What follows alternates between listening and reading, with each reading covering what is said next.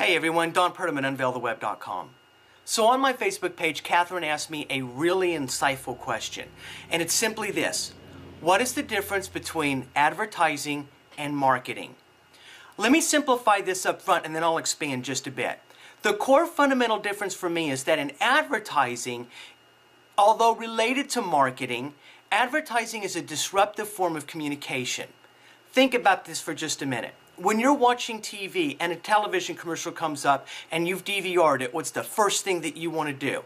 You want to advertise, you want to move right through the advertisements. You want to skip them and get back to your program because right as that crescendo hit, you want to know what happened. You've just been disrupted in that program. Now, the problem is for advertisers today is that people more and more don't want to be distracted. They want to learn more on their terms and based on what their needs are. When we advertise, what we do, think about TV and radio again, this disruptive form of communication. What happens is that we end up wanting to not just skip through it, but we get annoyed by it. Completely annoyed by it. We are not interested. See, it's not designed to talk to me. It's designed to talk to everybody in hopes that I reach just a few people.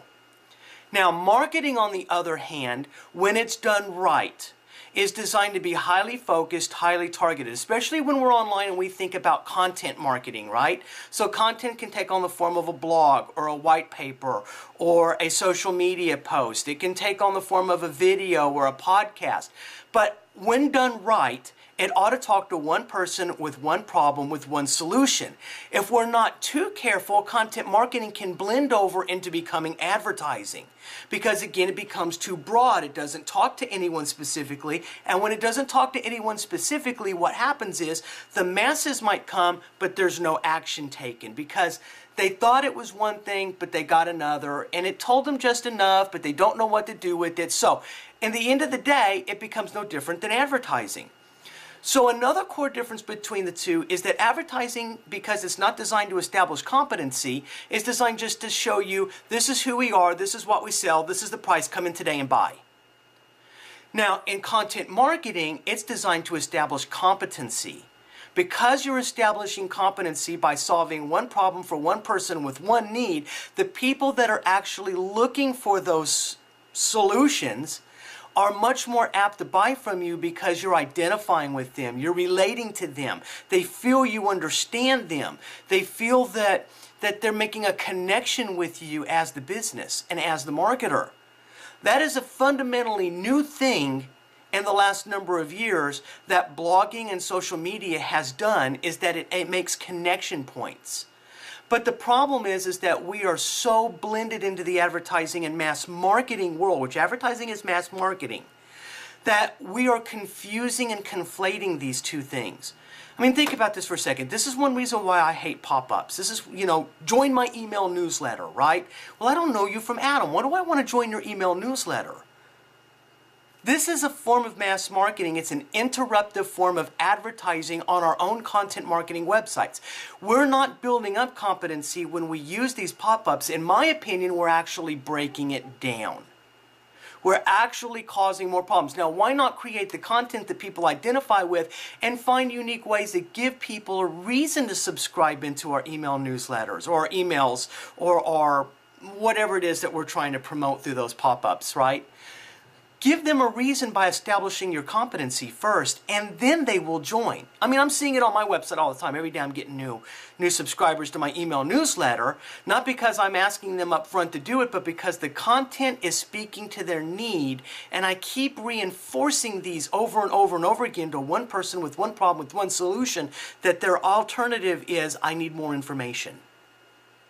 So they join the email newsletter, or give them something of value, like in an article that I wrote about creating websites for your business. Most people don't know how to engage with web designers, so I created a web design interview process kit.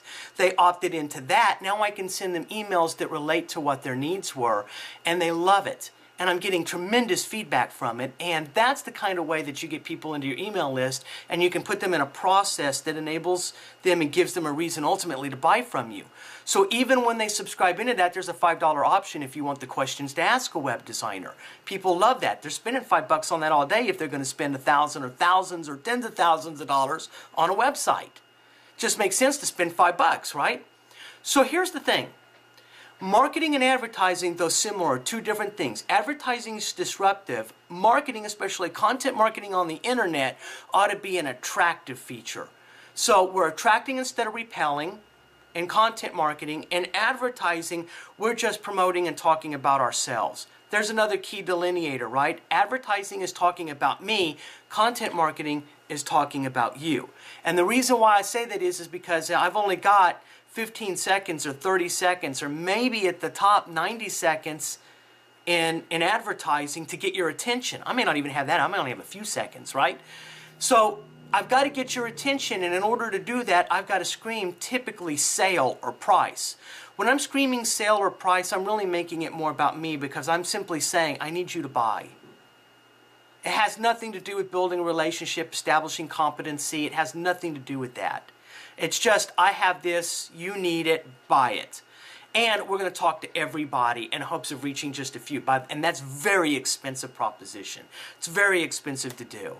And for those of you businesses that are in industries that use a lot of mass marketing, like newspapers or radio or TV or magazines and that kind of stuff, you know how expensive that it is. So the point of the matter is, there is a shift happening between these two things. Discovering what they are at their base core issues is critical to understanding how to build the right online presence, because you're going to have to realize that mass marketing and advertising on the internet doesn't work the same way that it does offline. Online, it's all about competency. Establish you're competent, then they will determine if they feel like they know you, like you, and trust you.